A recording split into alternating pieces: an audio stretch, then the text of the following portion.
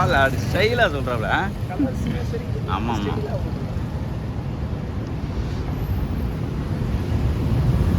Maths metro நாடு.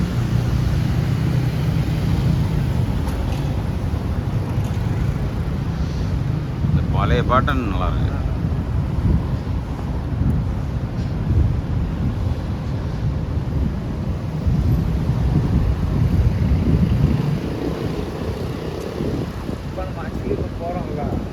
இது வந்து பிரபலனுக்கு பார்த்துட்டு நடக்க மாட்டாங்க. ரீசெண்டாக சென்ட் பண்ண வந்து காலை போகும்போது எல்லாருக்கும் அதான் இதில் வந்து நடக்கிறேன்ட்டானே. ஆமாம் ஆமாம், நடக்கலனாலும் நடந்தான் ஆகணும், ஒரு வழி இல்லை. ஏன்னா வியட்நாமில் வந்து நம்ம 2 வீலரில் போகிறதுனா ஈஸி. 2 வீலரில் டாக்ஸி இருக்குது, போய்க்கலாம்.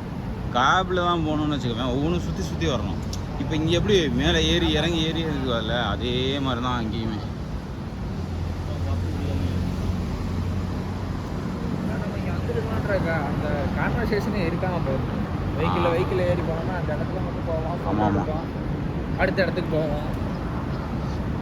நம்ம ஊரில் ஓகே கூட பர்பஸ் போயிடும். என்னடா போகலாம், அது லைட்டா பழம் தான் போல.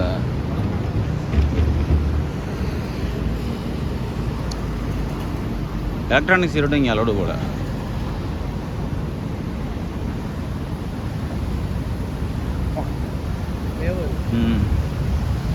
சென்ட் அடிச்சு விட்டு போகிற மாதிரி போகிறேன்.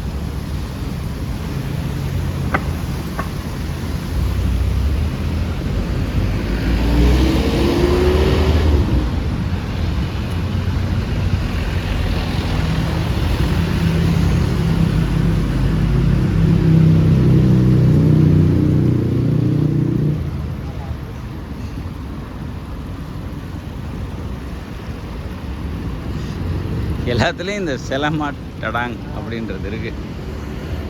இங்கே வந்தால் எதை கற்றுக்கிறோமோ இல்லையா, இதை கற்றுக்கலாம் மொதல் வார்த்தையா.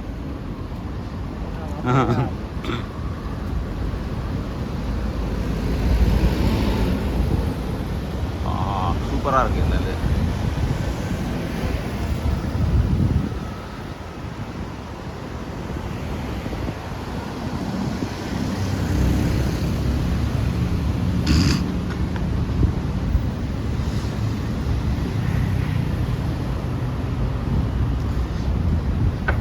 மதி இங்கே இந்த பாரு பெரிய 7-Eleven இருக்குது பார்த்தியா?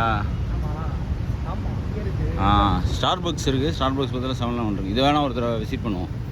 அது ரொம்ப சின்னது, இது ரொம்ப பெருசு. எனக்கு தெரிஞ்சு 7-Eleven அளவுக்கு கன்வீனியன்ஸ் ஸ்டோர் இவ்வளோ சக்ஸஸ்ஃபுல் ஆனது எதுவுமே கிடையாது. ஏன்னா நிறையா கன்வீனியன்ஸ் ஸ்டோர் இருக்குது, ஈஸி பை அது இதுன்னு சொல்லி. ட்வின் டவர் வந்து ஆக்சுவலாக பார்த்தீங்கன்னா வெல்கம் டு மலேசியான்றோம்ல, வெல்கம் டு மலேசியான்ற வார்த்தையே ட்வின் டவரில் வந்து தான் எக்ஸாக்டாக நம்ம வந்து சொல்லணும். ஏன்னா எப்படி சொல்கிறது, இதுக்கு முன்னாடி மலேசியா, ட்வின் டவருக்கு முன்னாடி மலேசியா அப்படின்றது பார்த்தீங்கன்னா அதோட நேம் வந்து ரொம்ப ஸ்பாயில் ஆகி எந்த ஒரு டூரிஸ்ட்டுமே வராமல் இன்னொன்று இது போடலடா வாடா, இங்கே இருக்குது. நான் சிக்னலை பார்க்கல, இதாக இருக்குது சிக்னல், நான் அங்கே பார்த்துருக்கேன். இந்த மாதிரி ஸ்பாயில் ஆகி நிறையா இருந்துச்சு. ஸோ அப்போ என்ன பண்ணாங்கன்னா 1992 ட்வின் டவரை வந்து பில்ட் பண்ணுறதுக்கு யூரோப்பியன் ஆர்கிடெக்டை கூப்பிட்டு வந்து, இட்டாலியோ சம்திங் ஊர், யூரோப் தான். ஸோ கூப்பிட்டு வந்து பில்ட் பண்ணாங்க. 6 வருஷம் பில்ட் பண்ணாங்க. அதை 92 நினைக்கிறேன். ஆனால் ஓப்பன் பண்ணது வந்து 98 பண்ணது. இந்த மலேசியா மேலே உள்ள அந்த கெட்ட பேர் இருக்கும்ல, மலேசியானா இப்படி தான் அப்படின்னு சொல்லி ஒரு ஒரு பேட் இது இருக்கும்ல, அதை வந்து ட்வின் டவர் தான் மாற்றுச்சு. அதுக்கப்புறம் வந்து மலேசியன்ஸ்லேருந்து இப்போ நம்ம மாதிரி நம்ம ஊர் சைட்லேருந்து வர்றாங்கல்ல, மலேசியா பார்க்க வர்றவங்க இல்லை மலேசியாவுக்கு வேலைக்கு வர்றவங்கன்னு எல்லாருமே பார்த்தீங்கன்னா ஒரு போஸாவது ட்வின் டவர்லேருந்து ஃபோட்டோ எடுத்துகிட்டு தான் வர்றது. ட்வின் டவர்ங்கிறது கீழே இருந்து எடுக்கிறா மேலே போகலாமா? மேலேயும் போகலாம், கீழே இருந்து எடுக்கிறது தான். ஆக்சுவலாக ஏன் ட்வின் டவர் கட்டினாங்க அப்படின்னா இந்த நேமையும் உடைக்கணும். ஓகேவா? மலேசியான்றது எக்கனாமிக்கலாகவும் பெரிய நாடு அப்படின்றது. ஏன்னா இதுக்கு முன்னாடி நீ வந்து நம்ம ஊர் சைட்லேருந்து வர்றவங்களே மலேசியா பற்றி கேட்டிங்கன்னா, மலேசியாவா போலீஸ் இப்படி தான் இருப்பாங்க, கேங்ஸ்டர்ஸ் இருப்பாங்க, இந்த மாதிரியான நெகட்டிவ் இது தான் இருந்துச்சு. ஸோ ட்வின் டவர் வந்ததுக்கப்புறம் நம்ம ஊரில் எப்படி தாஜ்மஹாலை பார்க்க எங்கெங்கே வந்து வராங்கல்ல, அது மாதிரி ட்வின் டவர் பார்க்கறதுக்கு பல நாடுகள்லேருந்து வர ஆரம்பித்தாங்க. அதே நேரத்தில் இதை கட்டினவங்க பெட்ரோனஸ் இருக்காங்கல்ல, அவங்க இதுக்கு முன்னாடி வந்து பெருசாக வந்து பெட்ரோனஸ் பற்றின இதெல்லாம் தெரியாது. இப்போ நம்ம ஊரில் வந்து பார்த்திங்கன்னா யாரா வந்து லார்ஜஸ்ட்டு ரிஃபைனர்னு கேட்டால் ரிலையன்ஸ்னுவோம். ஆனால் சவுத் ஈஸ்ட் ஏசியன் கண்ட்ரி இந்த ஏஷியன் காண்டினென்ட் இருக்குல்ல, ஏஷியன் காண்டினென்ட்டில் டாப் மோஸ்ட் ரிஃபைனர் யாருன்னு கேட்டால் பெட்ரோனஸ் தான் வந்து இந்த ஏஷியான் இருக்காங்கல்ல, association of south east Asian countries இருக்குல்ல, பிலிப்பைன்ஸ், இவங்க எல்லாம் நம்பர் 1 கம்பெனி.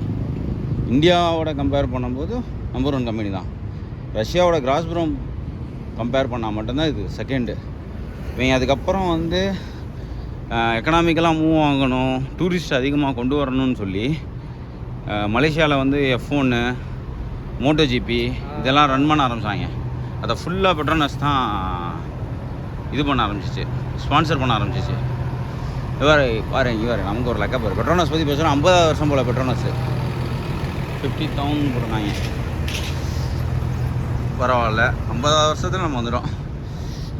பெட்ரோனஸ் தான் மலேசியா தான் பெட்ரோனஸ், அந்த மாதிரி பொருள் இருந்துச்சு.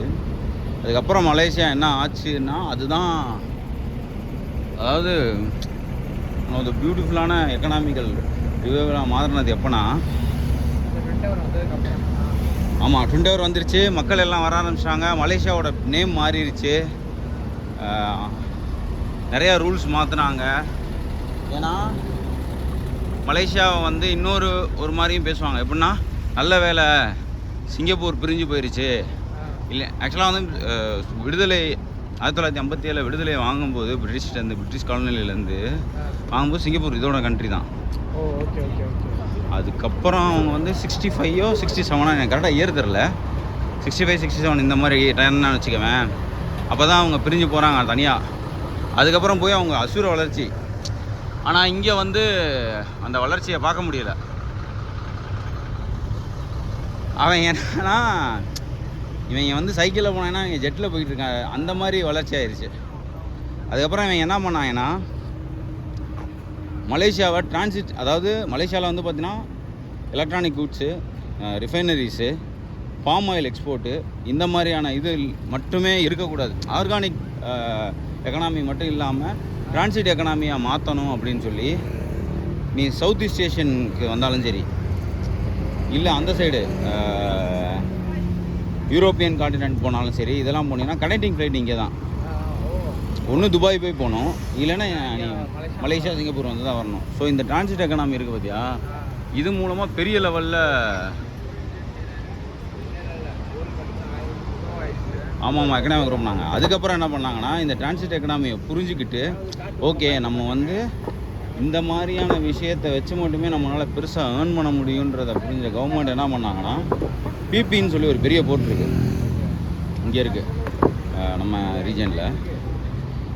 இந்த பிபி போர்ட்டை என்ன பண்ணாங்கன்னா, எப்படி நம்ம இப்போ வந்து இதுக்கு போனால் டிரான்சிட் வாங்குகிறோம் பார்த்தியா, இப்போ நம்ம வந்தோம் வியட்நாம் போகிறதுக்கு நேரடியாக வந்தால் காஸ்ட்லின்னு சொல்லி தான் கோலாலம்பூர் வந்தோம், இங்கே ஒரு 3 நாள் சுற்றி பார்க்குறோன்றோம். இப்போ இது மாதிரி ஒரு எக்கனாமி இதுவாகுதா, இதே மாதிரி போர்ட்டையும் மாற்றிட்டாங்க.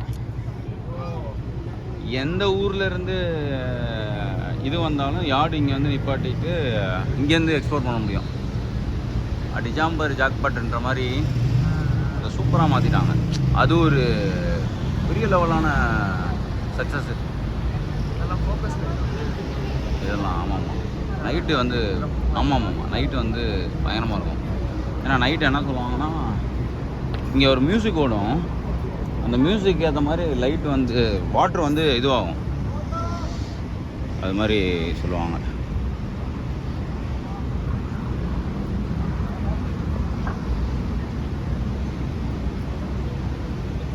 காக்காலாம் இருக்கு. ஆ காக்காலாம். ஆமாம் ஆமாம் உள்ள போ. என்ன ஒன்றுனா வளர்ச்சிக்கு வளர்ச்சியும் ஆச்சு. இங்கே இருக்கோம். இதில் இன்னொரு விஷயம் சொல்கிறேன். பெரிய இது ஒரு ஷாக்கிங்கான விஷயந்தான். பொதுவாக என்னென்னா இந்தியாவுக்கு வந்து நிறையா அதர் கண்ட்ரி பீப்புள் படிக்க வர்றாங்க பார்த்தியா. அது மாதிரி மலேசியாவில் வந்து 99% ஆஃப் எஜுகேஷன் சிஸ்டம் யூனிவர்சிட்டிஸ் இதெல்லாம் இருக்குல்ல, இதெல்லாம் சீக்கிரமாக இங்கிலீஷ் அடாப்ட் பண்ணதுனால நீ உங்கள் காலேஜில் ஒரு கண்ட்ரிக்காரங்க வருவாங்கல்ல, நைஜீரியாவா, நைஜீரியன்ஸ்லேருந்து இங்கே சவுத் ஈஸ்ட் ஏஷியாவில் இந்த பீப்புள் இருக்காங்கல்ல, இவங்க எல்லாருமே இங்கே இருக்க யூனிவர்சிட்டியில் தான் வந்து படிக்க வராங்க. ஏன்னா மற்ற யூனிவர்சிட்டிஸ் எதுவுமே வந்து இங்கிலீஷ் அடாப்ஷன் கிடையாது. ஆமாம், நீ சொன்னல அந்த மாதிரி தான். எதெல்லாம் இங்கிலீஷில் அதிகமாக இது பண்ணாலும் அந்த நாடு பூராமே வந்து பெரிய லெவலில் வந்துச்சு. இதில் என்னென்னா ஒரே ஒரு சவுத் ஈஸ்ட் ஏஷியன் கண்ட்ரிக்கு மட்டும்தான் விதிவிலக்கு. அவங்க வந்து பிலிப்பைன்ஸ், அவங்க மட்டும்தான் இங்கிலீஷ் அடாப்ட் பண்ணிட்டாங்க, பெரிய லெவலில் வளர்ந்துட்டாங்க. மற்ற நாடுகள் இன்னும் வந்து அதை அடாப்ட் பண்ணாதனால, ஈவன் வியட்நாமுக்குமே பார்த்தீங்கன்னா அவங்கக்கிட்ட எல்லாம் இன்றைக்கி உலகத்தில் இருக்கிற எல்லா பொருளையும் அவங்க தான் மேனுஃபேக்சரிங் பண்ணுறாங்க, எல்லா ஊருக்கும் ஏற்றுமதியும் பண்ணுறாங்க. ஆனால் இங்கிலீஷ் இல்லாதனால தான் இன்னமும் பின்தங்கி இருக்காங்க. மற்றபடி வளமான நாடு தான்.